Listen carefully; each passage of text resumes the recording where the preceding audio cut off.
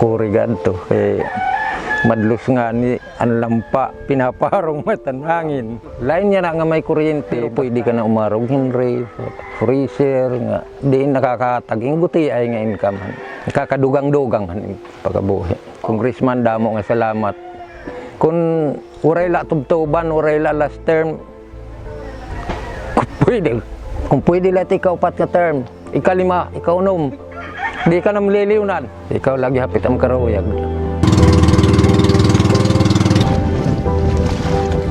Malipayong kami kay ang mga magdadagat di rin na nakatagiwang pagpalitin ice. May na din ang papaka-ice ngayon. Kaduha ng papakakita na kami TV di na kami natabuking giwan kay lugarin na ito na among kuryente pinaagikan Congressman ni Bardoni. Yan una, lampara la, generator, yan na, maluoy la, papakita na kami mga news, tatapos it mga kuan, mga balita, kinamupay na, di na kami mga kuanit mga sugat na karlawan.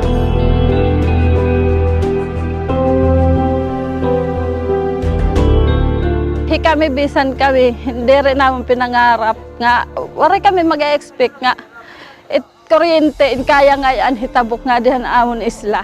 Dako nga bulig, kay hanhani an Muslim ang godit, pakabuhi din niya amon, pagdagat.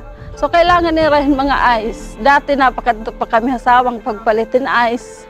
Nagtitinda, income kaya paira, kay nakakapagbuhay-buhay na hira. Nakakahimo na hirahin yelo, pagdagat, nganit panadlaw-adlaw pag-amit din.